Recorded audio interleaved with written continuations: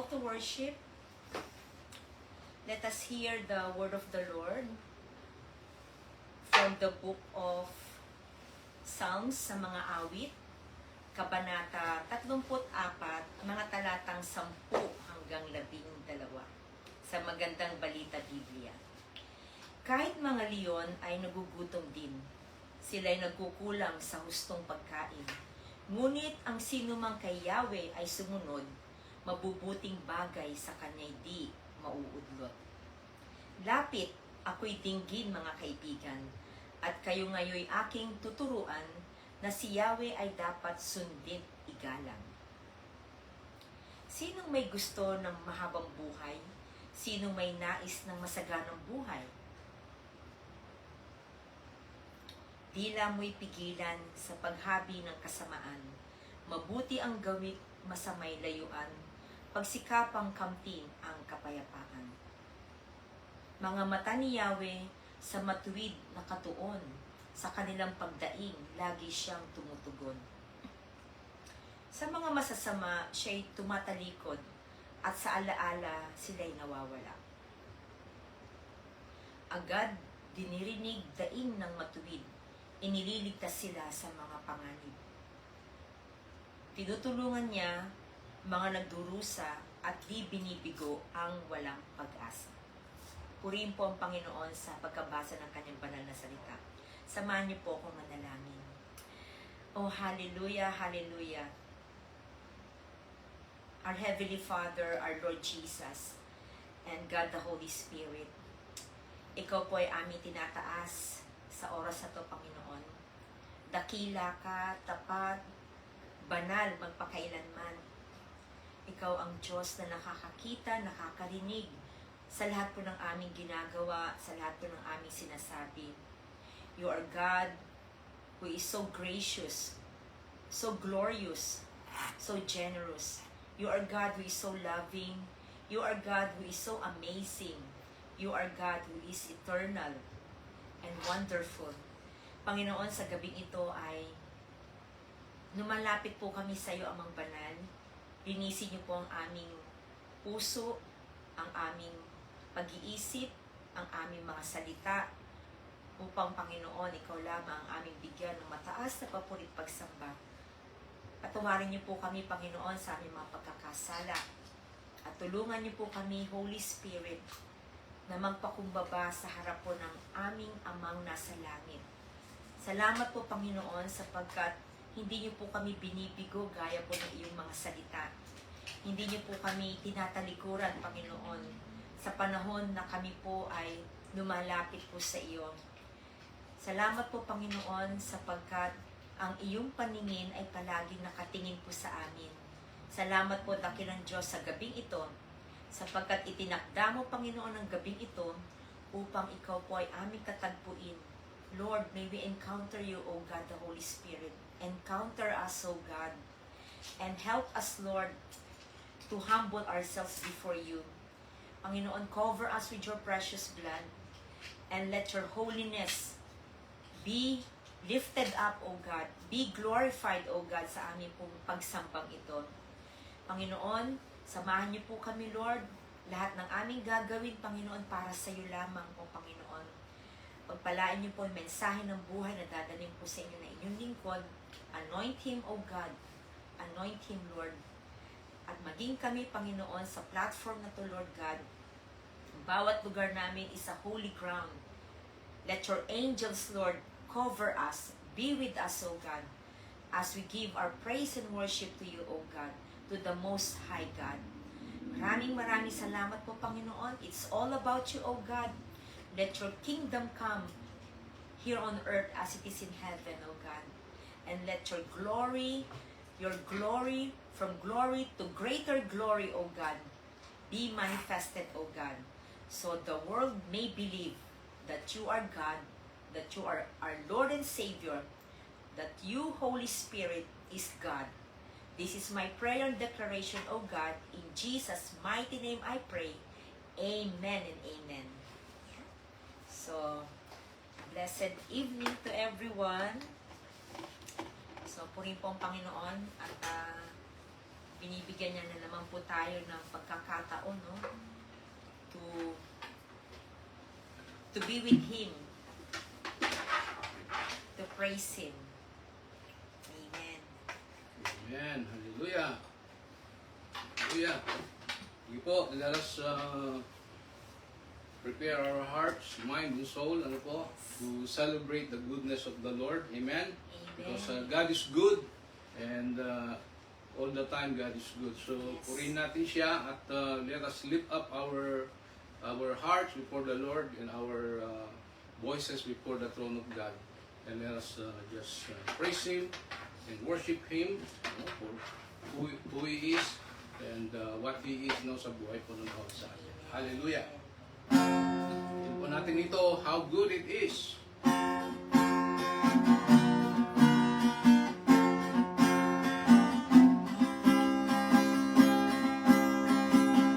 How good it is to give thanks unto the Lord.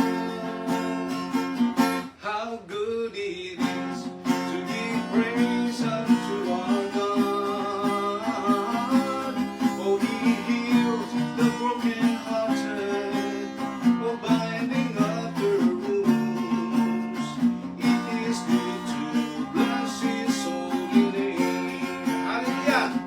How good it is to give thanks unto the Lord. How good it is, how good it is to give praise unto our God. Oh, He heals the brokenhearted, oh, binding up their wounds. This is good to bless His holy name. I'm gonna bless His name. I'm gonna bless His name. Oh, we give thanks unto our Savior, and with a heart of gratitude we give Him praise for His mercy, for His mercy shall endure forever. And I will worship Him all of my days. How good it is to give thanks unto the Lord. How good it is to give praise unto our God. Oh, He heals the brokenhearted, binding up their wounds. It is good to bless His holy name. I'm gonna bless His name. I'm gonna bless His name. Hallelujah. Woo. Oh, we give thanks unto our Savior, and with a heart of gratitude we give Him praise for His mercy, for His mercy shall endure forever. And I will worship Him all of my days. O kainam, magpasalamat sa ating Diyos. O kainam, papurihan ng ngalan niya. Itinulong niya ang mga sugat ng mga nagdaramdam. Sadyang kay buti ng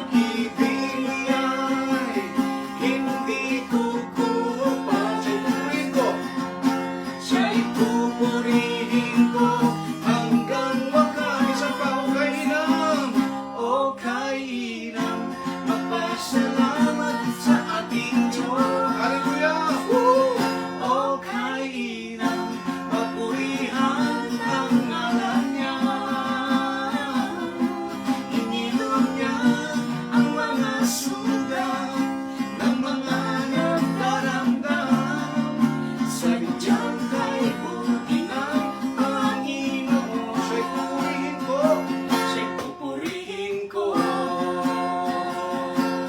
Tapos puso, pasasalamat ang alay ko sa Diyos na sa akin nagligtas.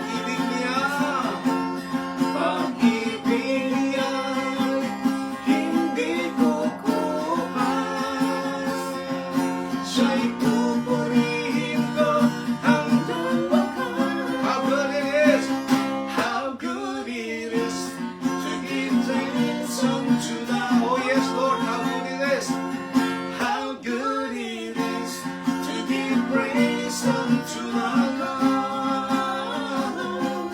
Oh, He heals the brokenhearted, oh, binding up their wounds.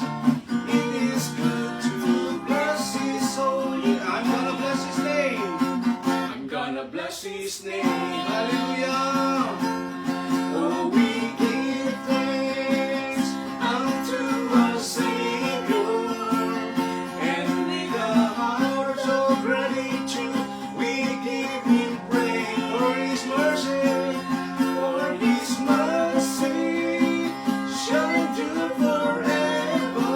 I worship Him, and I will worship Him all of my days. How good it is! How good it is to give thanks unto the Lord. How good it is! How good it is to give praise unto our God. Oh, He heals the brokenhearted, binding up their wounds. This is good to bless His holy name. It is good. This is good to bless His holy name. Hallelujah. Is it good? Is it good to bless His holy name? Oh yes, Lord.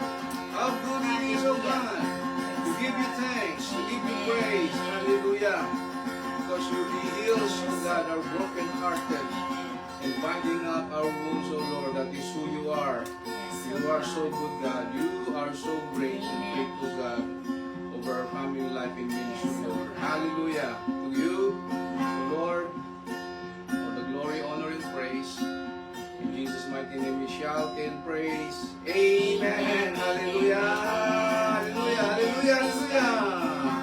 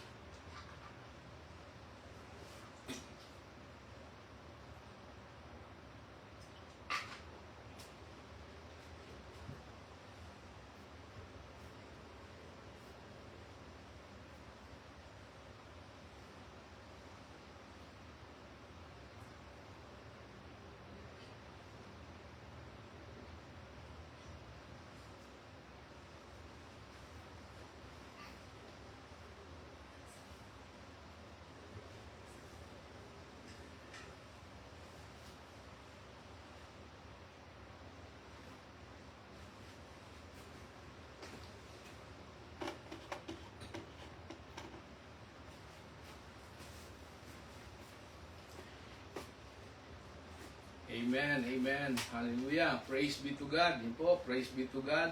Purihin po ang Diyos na kayo po ay nagkasama-samang muli over our online worship tonight. No? Welcome po sa bawat sa atin para po sa ating Global Harvest Goshen Ministry online worship celebration. Okay, the best is yet to come. Amen. So, yan po, shout out po sa bawat sa po sa atin na nandiyan po sa ating pong mga kanya-kanyang mga tahanan. Okay? So, purihin po ang Diyos na ikaw at ako po ngayong gabi. Muli po ay magsasaya, magdiriwang, magpapasalamat, magpupuri sa kabutihan, katapatan, at kadakilaan ng Diyos sa bawat sa atin. Sige po, tayo po ay saglit po na manalangin. Let us pray. Abba Father, Lord Jesus, and Holy Spirit, to you alone all the glory, honor, and praise. We worship you, we honor you for who you are. You are so good, you're a faithful God, you're awesome God sa buhay po ng bawat sa po sa amin. So tonight, Lord, we are super excited, super expectant again, God, to receive your message for us, O God, sa bawat sa amin na narito. And prepare our hearts, our soul and minds, Panginoon, ng salita mo, Diyos, ay mangusap po sa bawat sa amin in a very special way. Po, Lord, ang salita mo, Diyos, ay napakahalaga sa buhay ng bawat sa amin at ang mensahe mo ngayong gabi sa bawat sa amin ay para po sa bawat sa amin. Kaya po, Lord, ngayon pa lang po, we praise you, we worship you, we thank you in advance sa pangako ng iyong salita, even po doon sa mga hamon ng salita mo for tonight.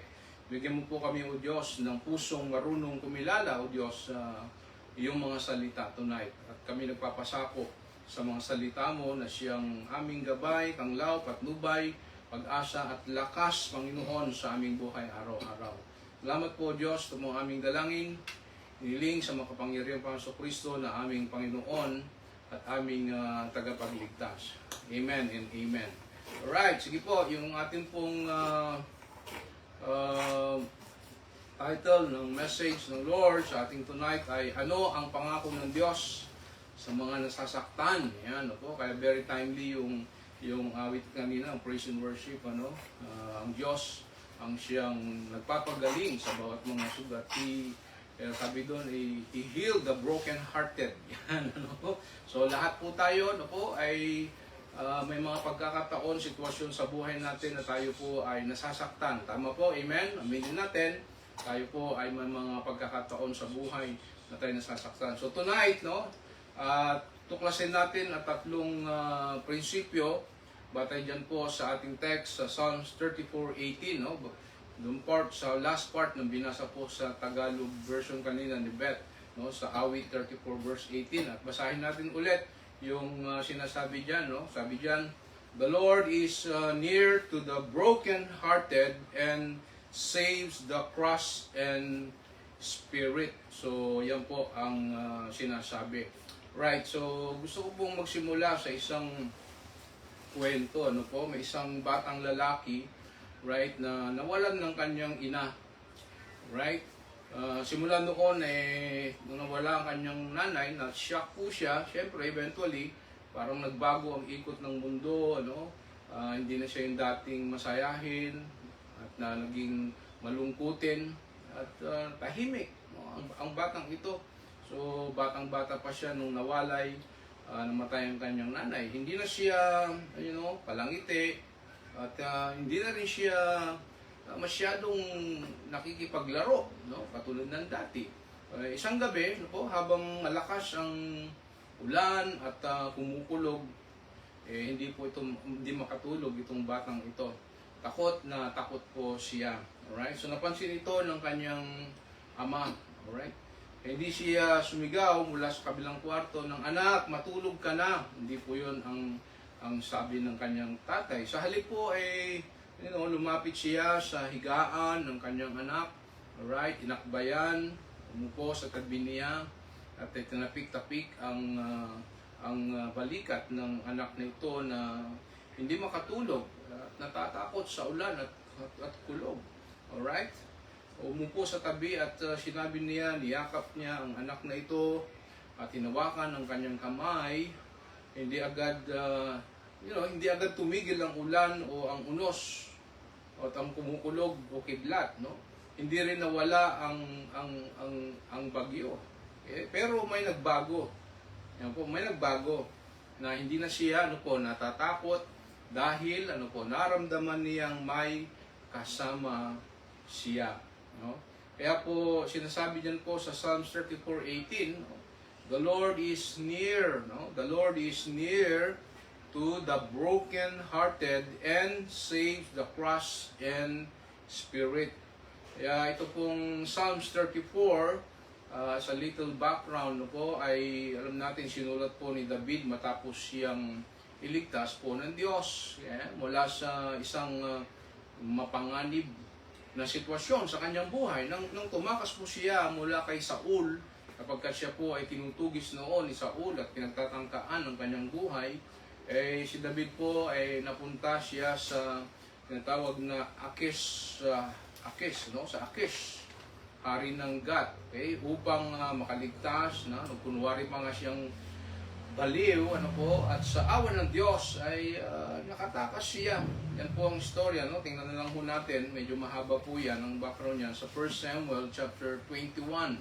Kung babasahin natin po yung sitwasyon ni David po dito, no? Kaya po nang isulat ni David ang Psalm 34, no? Ito pong Psalm 34 na batayan ng ating mensahe po ngayon, hindi ito galing sa isang taong walang problema, no? Ito ay patutuo ng isang taong dumadaan sa takot, kahihiyan at matinding pagsubok, pag-iyak at pagdurusa. Ngunit naranasan po niya, ang mahalaga po doon sa kabila ng karanasan niya na siya ay umiiyak, nasasaktan, matinding pagsubok sa kanya dahil po sa may death threat, sa buhay ni David. Pero ang maghalaga po doon, kaya po itong Psalm 34, naranasan niya ang katapatan po ng Diyos. So kaya sinasabi po sa Psalm 34:18 again, sabi diyan, the Lord is what? Near to the broken-hearted. Sabi mo nga, broken-hearted. Okay? And what? Saves the crushed in spirit. Sabi mo, crushed. Wow. Broken-hearted na, crushed pa ang spirit mo. Hindi, di ba? So, naranasan nyo na ba yun? Sino po rito nagsasabi na, yes, Pastor, naranasan ko yung broken-hearted and crushed in spirit. No? Hindi ito basta teorya, ito po ay isang personal niyang karanasan ni David. No?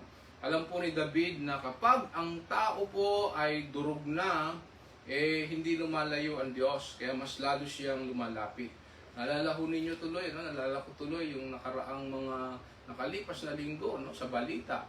Alam natin, may mga nanay, tatay, mga mahal sa buhay na durog ang puso, naghihinagpis, umiiyak, right? Dahil sa pagkamatay ng kanilang anak. Nalala ho niyo yun? Doon sa Aurora, yung mga estudyante ng Ateneo, namatay, dalawang basketballista. At hanggang ngayon ay inimbestigahan. And then all of a sudden ay yun naman pong shootout na nangyari sa Tacloban, mga estudyante. So kung mapapansin niyo sa news yung pag-iyak, pagdadalamhati ng mga namatayan. Right? So at maging sa bawat sa po sa atin, mga naranasan natin yung ganong mga sitwasyon na parang durog, broken-hearted tayo sa iba't ibang kaparaanan, then crush pa yung spirit, durog, naliligalig, nababalisa ang ating mga puso. Right? Pero ang tanong, ano ba ang pakiramdam na may pusong wasak? Yan, tayo po, kayo po, ano po ang personally, ano po ang pakiramdam ninyo kapag may mga situations kayo na tila baga ito ay nagdudulot ng broken-hearted and crushed in the spirit? Okay? So, ano ba ang pakiramdam ng taong may pusong wasak? O paano natin maunawaan, ang katotohanan ito sa tunay na buhay? Alright? So, pansinin po ninyo, hindi sinabi ng talata na the Lord is far. No? Hindi sinabi doon ng Psalm 34:18, the Lord is far. Hindi po sinabi, kundi ang sabi ng the Lord is near. Alright? The Lord is near. So, ibig sabihin po, kapag wasak ang puso natin, alam niyo po, hindi mo maiwasan, hindi ka iwasan ng Diyos, hindi ka iwanan ng Diyos, hindi ka niya pababayaan, amen? Mas lalo po siyang lumalapit. At yan po ang pag-uusapan natin sa tatlong prinsipyo ng Psalms 34:18. Sasagutin natin yung tanong na ano ang pangako, no, ng Diyos sa taong nakakaranas ng nasasaktan o nakakaranas ng pagkabigo sa kanyang buhay. Number 1, no? Tingnan natin. Unang-una ay presensya ng Diyos. Yan po yung pangako ng Diyos sa mga nasasaktan, no? The presence of God. Wow, the presensya ng Diyos. Sabi po doon, di ba, sa Psalm 34 verse 18, the first word ng Panginoon, sabi, the Lord is near. Oh, malapit ang Diyos sa nasasaktan. Oh, di ba, hindi sinabing so far away o malayo. Malapit ang Diyos sa nasasaktan. Ang unang bahagi ng talata ay nagsasabing the Lord is what? Again, the Lord is near. And the Lord is near. Hindi sinabing David ng Diyos ay darating pa lang o baka lumapit. Ang sabi niya, the Lord is near. Ibig sabihin po nito, ang Diyos ay naroon na. O, ibig sabihin po, nauna na ang Diyos doon. Alright? Ang kanyang presensya po ay hindi nakadepende po sa nararamdaman natin, kundi po sa kanyang katapatan. Kapag, alam niyo yun, dumaraan po tayo sa matinding pagsubok, madalas po ang unang tanong natin ay, Lord, nasaan ka? Lord, nandyan ka pa ba? No? Lord, magparamdam ka naman. Diba? Minsan, yan yung ating mga litanya, no?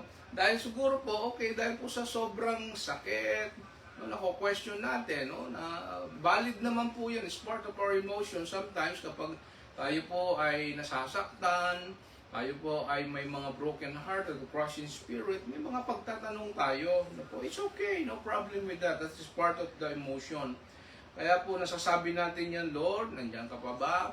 Lord, magparamdam ka. Lord, mahal mo pa ba ako? Lord, may magagawa ka pa ba sa sitwasyon kong ito? Dahil po, naintindihan natin, naunawaan natin, ito ay sobrang sakit. Kaya po, mag-iingat po tayo, no po, sa pagkukumentohon natin kapag may mga tao sa Facebook na nagpapahayag ng kanilang damdamin, o umiiyak sila, nagdadalamhati sila, o mag-comment tayo ng something na hindi nila ikakababa, kundi makapag-lift up ng kanila. Huwag nang sabihin, yan lang, ganyan ka na. Yan lang yung nangyari sa'yo, lang yung sitwasyon mo. O, para ka namang hindi Kristiyano yan. O, huwag po, no? Huwag tayong judgmental. No? Hindi ho natin alam kung gaano kalalim, kalawak ang sanhi ng pighati o sanhi ng pagkadurog ng kanilang broken-hearted o crushing spirit. Kaya mag-iingat po tayo, no, sa pagkukomento natin sa mga taong dumaraan sa panahon na sila po ay, nasasaktan sa kanilang mga sitwasyon. Alright. Pero ang katotohanan po ay hindi po lumalayo ang Diyos sa atin. Amen? Diba? Sa panahon ng ating pagdurusa, no, mas lalo po nga po siyang lumalapit, kaya sabi niya, the Lord is near. Ang salitang near na po, o malapit po, ay nagpapakita po ng pagiging, very personal, very intimate ng Diyos sa bawat sa atin, no? Hindi lang po siya, nanonood mula sa langit o pinagmamasdan niya tayo. Hindi po siya lang, walang pake, no, sa atin. Siya po ay Diyos na nakikisama, right, sa ating sakit, no, nakikinig po sa ating panalangin, at nagbibigay po ng lakas sa oras ng ating kahinaan at kabiguan. Amen? So, hindi ibig sabihin po na kapag malapit po ang Diyos ay mawawala agad ang problema. Ewan po, hindi po sinasabi, no? May mga pagkakataon po na hindi niya agad binabago ang sitwasyon. Pero po, tandaan po natin mga kapatid, binabago niya tayo habang nasa sitwasyon. Ibig sabihin, ang kanyang presensya po ang nagbibigay ng kapayapaan kahit may bagyo, may unos, may problema, may pain, may pressure, may pag-asa kahit may luha. Alright? At lakas kahit gusto nating pong sumuko. Amen? Kaya po, ano po ang pwede nating makuhang application dito po sa first principle natin, no? Number 1, kung pakiramdam mo ay nag-iisa ka, yan, tandaan mo, malapit ang Diyos. Amen? Amen? Kung umiyak ka, nagdadalamit ka, okay, sa gabi at walang nakakaalam ng iyong pinagdadaanan, malapit ang Diyos. At pangatlo, kung iniwan ka ng mga tao, o walang pake ang mga tao, sa mga nararamdaman mo sitwasyon mo, kapatid, kaibigan, mga minamahal, hindi ka iiwan ng Panginoon. Amen? Sabihin mo sa sarili mo, hindi ako iiwan ng Panginoon. Amen? So, ang presensya po ng Diyos, kapatid, ay hindi lang, para sa mga panahong masaya. Alright? Mas nararanasan ito sa mga panahong tayo po ay wasak at nangangailangan po ng kanyang pagyakap. Katulad natin yung kwento kanina, yung bata, takot. Okay? Pero mandun yung tatay, lumapit, niyakap. Alright? Kapag ang puso mo'y wasak, ang presensya po ng Diyos, ang iyong pinakamalaking pangangailangan. Amen? Hindi laging agad niyang inaalis ang problema. Ulitin ko po, hindi laging agad niyang inaalis ang mga sitwasyon, hamon, o problema po sa ating buhay. Ngunit, hindi niya kailanman inaalis ang kanyang presensya. Wow, that's the beauty of our God, our Jehovah, Jehovah Ra, our good shepherd. Alright? So kapag tayo po ay nasasaktan, kapatid, kaibigan, mga minamahal, pakiramdam natin ay malayo ang Diyos. Tama po? Pero ang katotohanan, mas lalo po siyang lumalapit. Alam po ba yun? Hindi po siya Diyos na nanonood lang sa malayo. Kaya yung awitin na yun, from a distance, God is watching us. Parang hindi yata po tama yun, no? Kasi pangako ng Panginoon ay hindi kita iwanan ni pababayaan man. Alright? So, sabihin mo ito, declare mo sa sarili mo. Sige, sabihin mo ito. Lagay mo yung pangalan mo dyan sa chat box o sa chat. Lagay mo. Lagay mo yung pangalan mo. Tapos, hindi ako nag-iisa. Malapit ang Diyos sa akin. Amen? So, declare mo yan, no? Maganda po sa buhay po natin, nagkakaroon tayo ng declaration, no? Nagde-declare tayo ng mga bagay na nagpapalakas, nagpapasigla sa atin. Okay? So, lagay mo yung pangalan mo, tapos, hindi ako nag-iisa, malapit ang Diyos sa akin. Amen? So, that leads us to principle number 2, no? Ano ang pangako ng Diyos sa mga nasasaktan? Pangalawa, sa mga nagdurusa. Ayan, pagdurusa ng tao sa panahon ng ating pagdurusa. Anong ginagawa ng Diyos? To the broken-hearted. Sabi doon, sa text natin sa Psalms 34 verse 18, kilala po ng Diyos ang sugat ng iyong puso. Amen? So, kilala tayo ng Diyos. Wala pong nalilihim sa atin. Alam niya ang anumang mga sugat. No? Mga bagay na maaring kinikimkim natin na nagpapasakit sa ating puso. Kaya po itong ikalawang bahagi ng talata po sa Psalms 34 verse 18 ay nagsasabing to the broken-hearted. No? To the broken-hearted. Ipinapakita po nito na alam po ng Diyos, kapatid, ang tunay po na kalalagayan po natin. Alright? Kalalagayan mo, kapatid. Kalalagayan tayo. Hindi niya binabaliwala ang ating sakit at pagdurusa. At hindi rin niya sinasabing, mag-move on ka na lang. Okay? So, naiintindihan niya po ang bawat luha, bawat sugat, bawat wasak, durog o nabasag po ng mga sitwasyon dahil po sa matinding karanasan sa ating buhay. Ano po? Maaring ito po ay bunga ng pagkawala ng mahal sa buhay, di ba? Nabalitaan mo natin, sabi ko sa kwento, no? Napanood natin yan, no? Sunod-sunod yung pagkamatay ng mga tao, yung basketball player, tapos yung shootout, talaga naman, no? So, nandoon talaga, no? Madudurog ang puso mo, may sugat at kirot sa ating puso, Yung pinapanood ho ninyo, ano, yung nanay ni Bobet, di ba? Talagang makikita mo yung durog ang puso niya, no? Andun yung pighati, sakit. At siyempre, ang hinihingi niya ay justice, no? Sa nangyari sa kanyang anak, sa pagkamatay ng kanyang anak. O maaari, ano po, pagtataksil ng taong pinagkatiwalaan. Hello po, kayo ho ba ay naranasan nyo na kayo po ay binetray? Ayan, no? Pinagtaksilan ng mga taong maaring pinagkatiwalaan ninyo.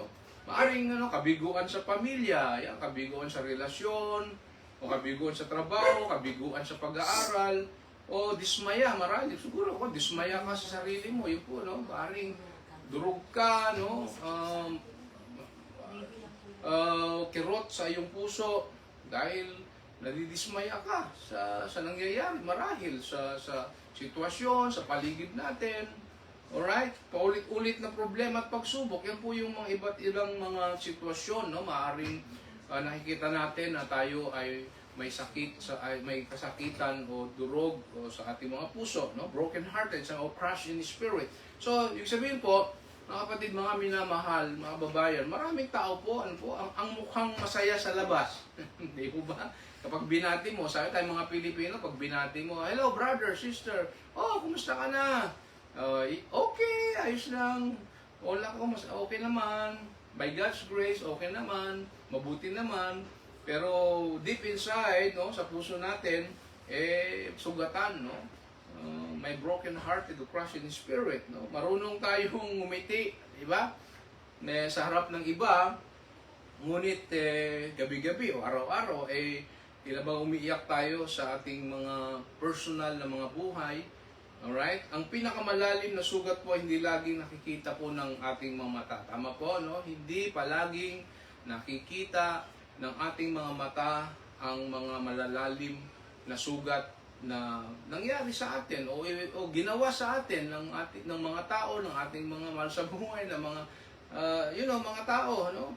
So magandang balita po, ito po yung nakikita ito ng Diyos. Okay?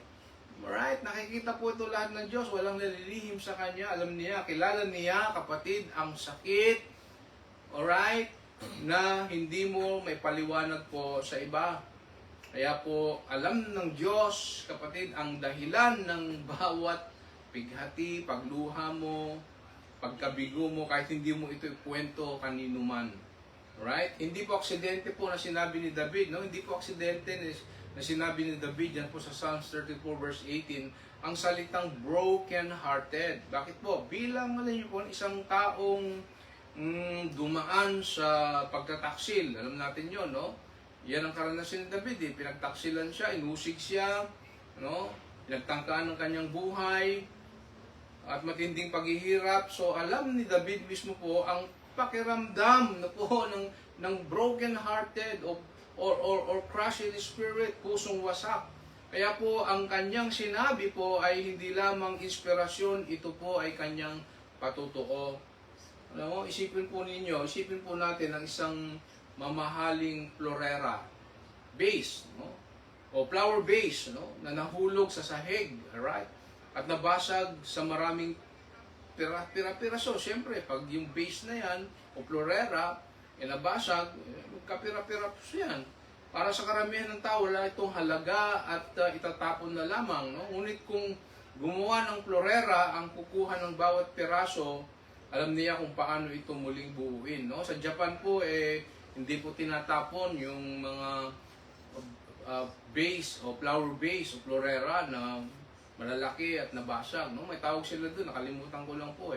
Pero ang ginagawa po doon, yung gumagawa doon, binubuo niya unti-unti kahit mahirap, dumadaan sa mahabang panahon proseso, at alam niyo po, ginagawa yung pandikit, lalagyan po ng gold-plated, no? Gold-plated. Kaya pag nabuo po yun, no? Yung basag na florera o base na yon, makikita mo yung ganda ng florera o flower vase, kasi po ay gold ang mga nagdikit doon. Hindi mo na mapapansin yung dating wasak, durog na flower base. Makikita mo yung ganda dahil po sa disenyo na nilagay doon sa pagdikit-dikit ng flower base, no?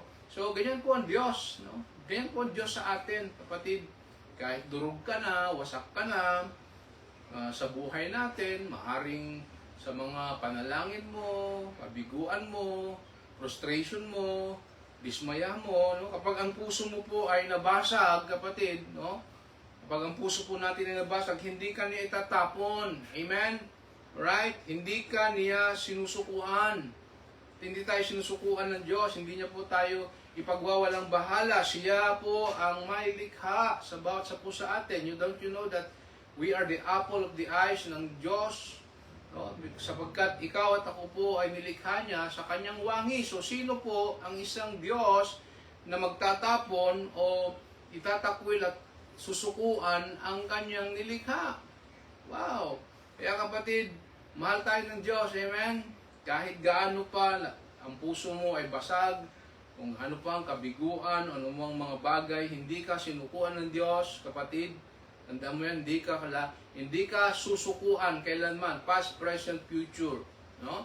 Yan po sinasabi sa John 3:16, for God so loved the world. Pag sinabing for God so loved the world, past, present, and future, kapatid, no? Kung sinukuan ka ng tao, yan, kung sinukuan ka marahil ng mga bagay sa buhay mo, hindi ka naman susukuan ng Diyos, kapatid. Hindi ka niya itatapon basta-basta. Siya ay may likha ng iyong buhay. Tandaan po natin, kaya alam niya kung paano ka muling bubuuin sa panahon na ikaw ay may broken-hearted or maybe crushed in spirit, katulad po ni King David. So ano po ang application natin sa second point natin dito, no? Huwag mong ikahiya ang iyong sugat, no? Dalhin mo ito sa Diyos. Amen. So the best thing you can do is to offer before the throne of God. Dalhin mo, no? Sabihin mo sa kanya, Lord, ito yung aking puso, durog. I am broken hearted, I'm crushed in spirit. So dalhin mo, no, sa throne ng Diyos. Huwag mong itago ang iyong sa sakit sa Kanya. Alam na niya ito bago mo pa sabihin. And pangatlo, ang iyong pagkawasak ay hindi ang katapusan ng iyong kwento. Yan, ang tandaan mo, kapatid, kung ikaw ay broken-hearted, crushed in spirit, noon o maybe now, no, hindi pa tapos ang Diyos, kapatid. Hindi ka mananatiling broken-hearted. Amen? Hindi ka mananatiling crushed in spirit, o mananatiling durog o wasak ang buhay mo, ang future mo, right? Ang mga pangarap mo sa buhay. Kapatid, hindi tinatanggihan ng Diyos ang pusong wasak. Ito ang pusong kanyang nilalapitan. Amen?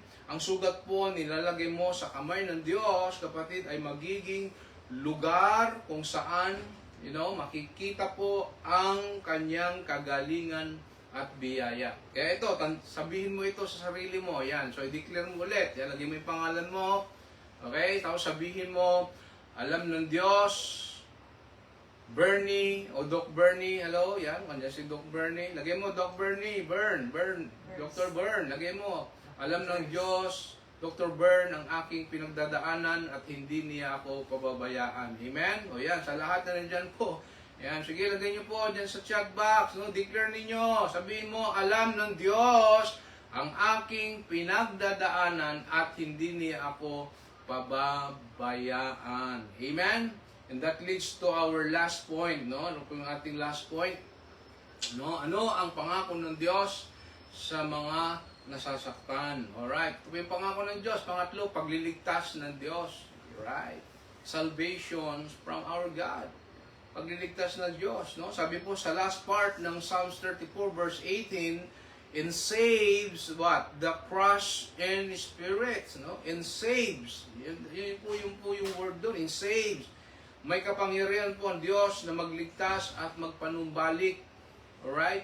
To save us and restore us, no? Naman yung mga bagay na maaring broken heart tayo, broken hearted or crushed in spirit. Kayang magligtas at mag-restore ng Diyos. Ang huling bahagi po ng talata po ay nagsasabing, and saves what? The crushed in spirit. Hindi lamang po lumalapit ang Diyos, no? sa atin, ng mga nasasaktan. Umikilos po siya, amen? Very active po ang Diyos. Super active po ang Diyos upang iligtas ka, kapatid. Alam niyo po ba yan, ang plan A ng Panginoon? That's the plan of God. The plan of God. Plan A is to save us. No? Magkaroon tayo ng pagliligtas sa ating buhay.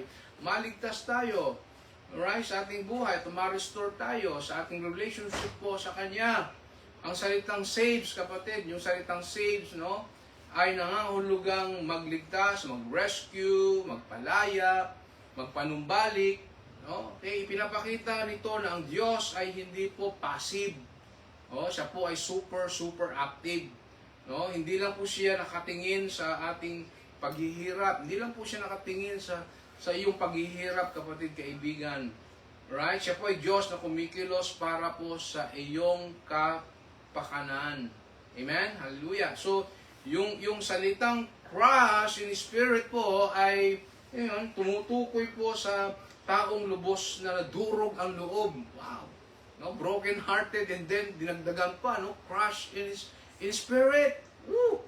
At hindi no, broken hearted na siya tapos crush pa, no?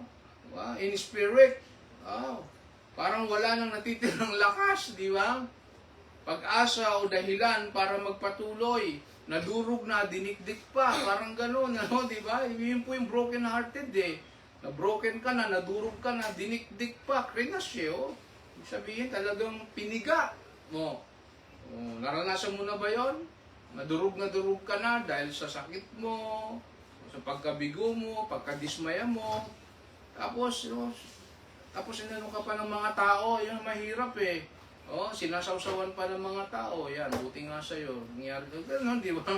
Sa halip na magbigay ng positive sa atin eh, mga basher pa eh, bashers, yan, mga bashers instead na, mga followers and ating mga supporters. Marami din eh sa Facebook. Naku, magbabasa ka ng Facebook sa halip ng mga supporters natin, o bashers ka pa, bashers pa more ang gagawin sa atin, di ba? O kung gagawin yon. So po, ito po ang taong nagsasabing, kapag tayo po ay parang wala nang natitirang lakas, pag-asa o dahilan para magpatuloy, ito po ang taong nagsasabing, maaring tayo nagsasabing, Lord, hindi ko na po kaya.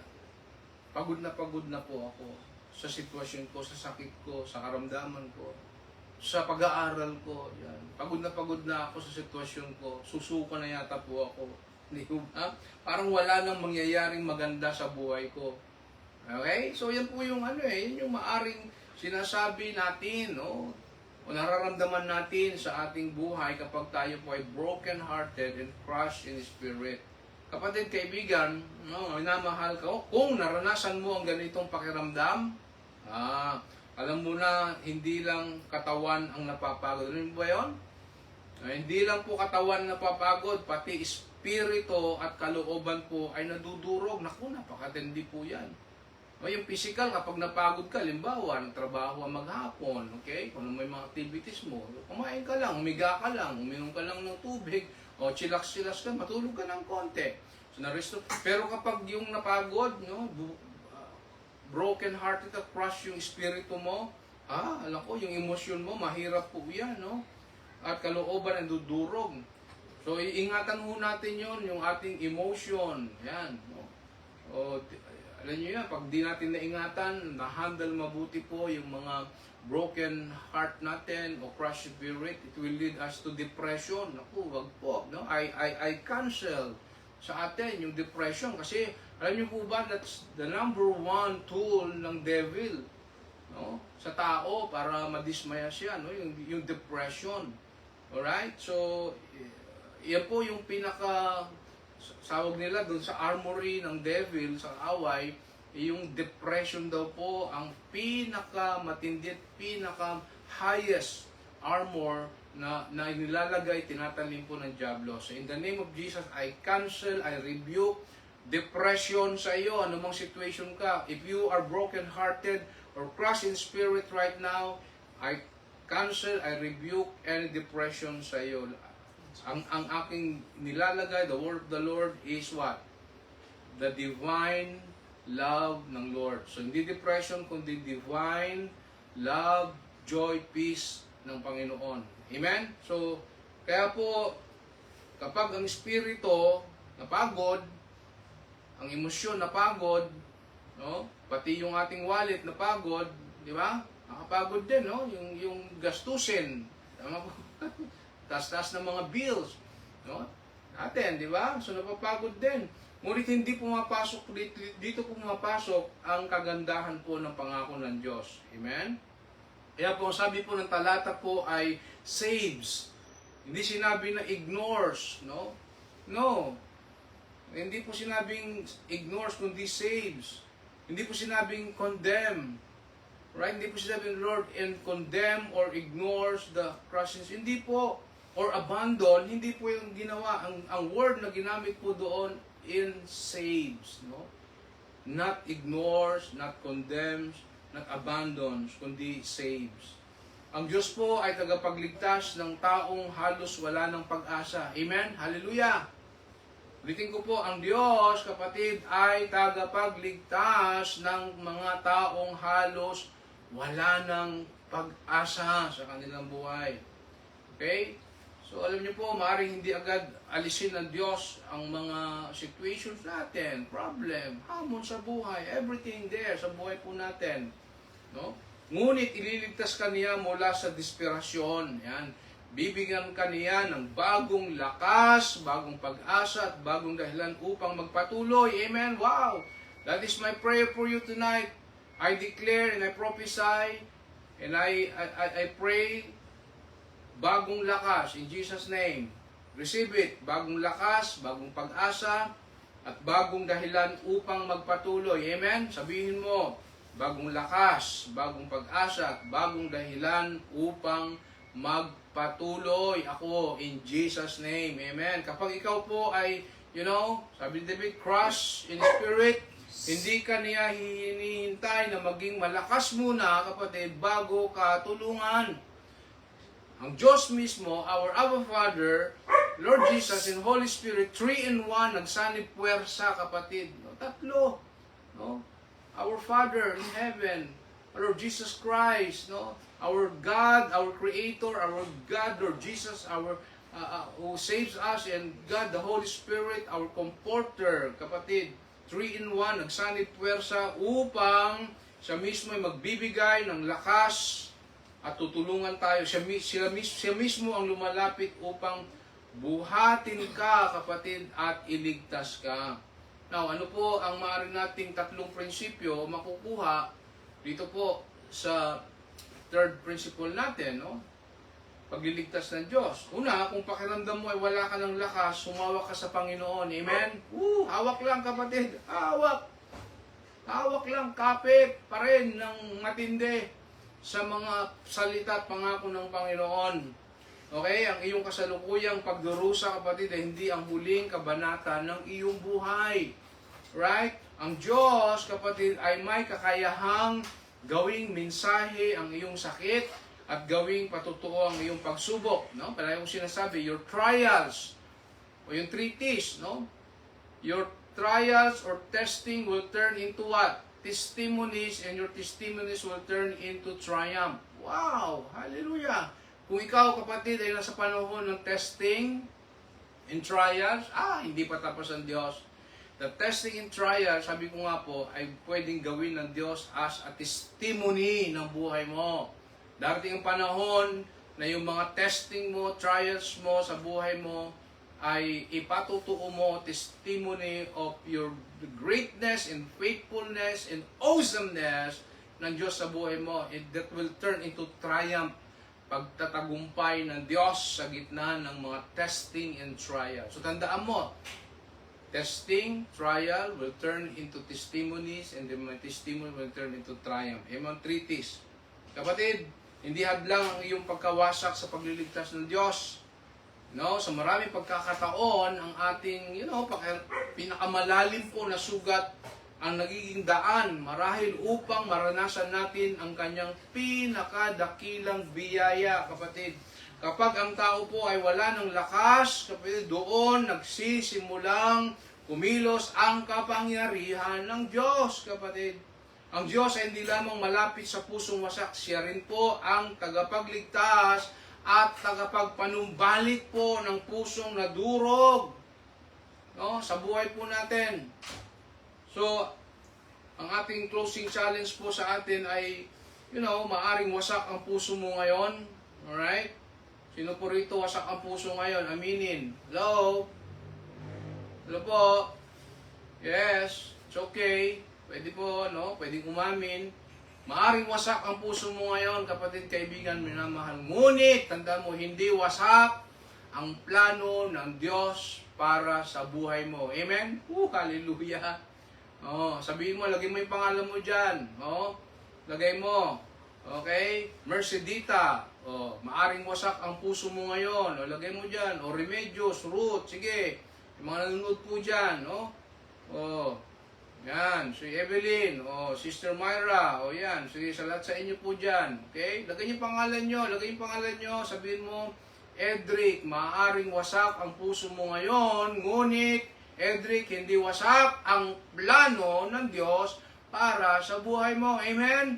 Wow! So, yan po ang aking declaration and prayer for you tonight, kapatid. Amen? Ang Diyos na lumalapit po sa iyong sakit o pagkadurog ay siya ring Diyos na mag-aahon sa iyo mula po rito, kapatid. Ang iyong pagluha, kapatid, ay hindi ang katapusan ng inyong kwento. Ilang timba na po ba, ilang litro na po ba ang nailuha natin? No? Kung susukatin po mga luha natin, baka ilang litros na dahil po sa broken heart at pagkaduro, pagkabalisa, pagkadismaya, di po ba? So, ang Diyos na lumalapit sa iyong sakit, ulitin ko po, ay siya ring Diyos na mag-aahon sa iyo mula rito. Amen? Ang iyong pagluha, kapatid, ay hindi ang katapusan ng iyong kwento. Alright? O ang pagdurusa mo ngayon, o yung broken-hearted o crushed spirit mo, hindi katapusan ng kwento ng Diyos sa iyo. Ang pagligtas ng Diyos, ang huling salita. Tandaan mo yan, kapatid. No? Kaya ito, sabihin mo. I-declare mo ito sa sarili mo. Sabihin mo, ang Diyos, ang aking tagapagligtas mula sa aking pagkawasak, ay magdadala siya ng pagpapanumbalik. Amen? Wow! That is a positive, powerful prayer, declaration, kapatid. Sabihin mo, ang Diyos, ang aking tagapagligtas mula sa aking pagkawasak, ay nagdadala siya ng pagpapanumbalik. Amen? So, in conclusion, yan, balikan natin, no po? Para matandaan natin yung mensahe ng Diyos sa ating tonight. Ano ang pangako ng Diyos sa mga nasasaktan? 3 P's. Yun, no? 3 P's. Yan, para matandaan po natin. Right? Ano yung punong P? Presensya. Right? Lumalapit ang Diyos sa nasasaktan. Number 2 P, pagdurusa. Alright? Kilala ng Diyos ang bawat sugat ng puso. And then, pangatlong P, kapatid, ay pagliligtas. Right? Kayang ibalik ng Diyos ang pag-asa at buhay. Amen? Hallelujah. Okay, so ito po yung mga pangako ng Diyos, kapatid, sa mga nasasaktan. Tayo po ay manalangin. Po? Tayo po ay lumapit sa Diyos at dalhin natin ang ating mga sarili sa Kanya. At alam ko po, kayo po ay maaring dumating sa pagkakataon that you are broken-hearted or maybe crushed in spirit sa anumang mga sitwasyon, pagkakataon ng buhay. So ito po yung pagkakataon, kapatid, tayong lahat lumapit sa trono ng Diyos, no? Tayo malaya na dalhin natin, isuko natin ang ating mga panalangin sa ating Diyos. Tayo po ay manalangin. Abba Father, Lord Jesus, in Holy Spirit, we praise you and thank you, Lord, for you are so good. You're faithful God, you're awesome God. You are a great God, Lord. Thank you for your message for tonight. Thank you for all the challenge ng iyong salita and also for the promises of your word. Thank you, God. Salamat po dahil ikaw po ay malapit po sa aming buhay sa panahon na kami po ay nakaranas ng pagkawasak, pagkadurog o pagkabalisa. Naniniwala kami po na ikaw ang Diyos na nakakita po ng aming mga luha, pagdadalamhati, nakakaunawa po ng aming sakit, at may kapangyarihang magligtas at magpanumbalik po. Kaya po ngayon pa lamang po ay tinatanggap namin po ang iyong presensya, ang iyong kapayapaan, ang iyong kagalingan sa aming buhay. Ang aming pagdadalamhati po ay hindi mapapalitan ng pag-asa at ang aming mga pagkawasak po ay magiging patutuo ng iyong katapatan at kapangyarihan sa aming buhay. Kaya po, Ama naming Diyos, Lord Jesus and Holy Spirit, maraming salamat po sa iyong salita na nagpapaalala po sa amin na ikaw ay malapit sa mga pusong wasak at iniligtas mo ang mga nadudurog na mga espiritu. Kaya po sa mga oras na ito, Abba Father, Lord Jesus, and Holy Spirit, kaming lahat na narito, even po yung manunood ng replay, nito pong online worship celebration namin, tinatalagan namin sa iyo ang aming puso, ang aming pamilya, ang aming isip, ang aming buhay, ang aming mga plano. Kung may dalang sakit, kabiguan, pagkabigo o pagdadalamati, ang sino man po sa amin ngayon, inilalagay namin ito ang lahat sa iyong mga kamay. We entrust, O God, everything to you because you are our loving God, your faithful God. Ang iyong TLC, tender loving care, O Diyos, ang laging naming maranasan sa aming buhay. Yakapin mo kami, Panginoon, kayapain mo ang aming mga puso, sa panahon na kami po ay naligalig, nadadalamhati, marahil, umiiyak, lumuluha, sa anumang mga sitwasyon ng aming buhay. Panginoon, pagalingin mo ang bawat pusong sugatan in Jesus' name. I declare right now, healing and deliverance, O Lord, sa buhay po namin, sa mga pusong sugatan. Thank you, Lord, for you are our Jehovah Rapha, our healer. Kayo ang Diyos ng kagalingan in all areas sa buhay namin. I declare right now, tanggapin mo ang kagalingan sa bawat antas ng iyong buhay, kagalingan spiritual, financial, emotional, relational. Lord, salamat po Diyos. You are our Jehovah Rapha, our healer, our restorer sa bawat bahagi ng aming buhay. Lord, punasan mo po ang bawat luhang lihim na dumadaloy po ngayon. Palitan mo po ang aming takot ng kapayapaan, ang aming panghihina ng bagong lakas at ang aming kawalan ng pag-asa ng pananampalatayang nagtitiwala po sa iyo. Tulungan mo po kaming huwag tumingin sa aming mga sugat kundi sa iyong katapatan. Turuan mo kaming lumakad po araw-araw na may pagtitiwala na hindi mo kami iiwan at hindi mo kami pababayaan. Kaya Lord, Abba Father, Lord Jesus and Holy Spirit, itinatalaga namin po sa trono ng iyong biyaya ang kinabukasan ng bawat sa amin, ang aming mga anak, ang aming mga negosyo, ang aming mga pangarap, ang aming mga ministeryo. Gamitin mo ang aming mga pinagdadaanan upang maging patutuo ng iyong kabutihan at biyaya po. Naway ang aming buhay po ay maging kasangkapan upang magdala, maging modelo, mag-inspirasyon upang magdala ng pag-asa po sa iba. Lord, kahit po kami ay wounded, but we are wounded healer. Kami po ay yung nasugatan, ngunit pinagaling. At kami rin po ay tagapagpagaling ng mga taong maaring nasugatan. Gagamitin mo po ang aming mga testing, trials, into testimony, into triumph. Salamat po lahat po ng papuri, karangalan, O Lord, pasasalamat po sa iyo ay aming ibinibigay. Salamat po, Diyos, sa iyong mga salita na laging nagpapalakas, nagpapasigla, nagbibigay ng pananampalataya sa buhay ng bawat sa amin. Ito po ang aming dalangin, hinihiling sa makapangyarihang Panginoon Kristo na aming Panginoon at aming tagapagligtas. Amen. Sige po, kapatid, taas natin ang ating mga kamay sa Panginoon and let's receive the final blessing no po ng ating Panginoon. Kapatid, mga minamahal sa bayan ng ating Panginoon, kaibigan, pagpalain kayo ng Panginoon at ingatan kayo, pasikatin nawa niya ang kanyang mukha sa inyo at kahabagan kayo.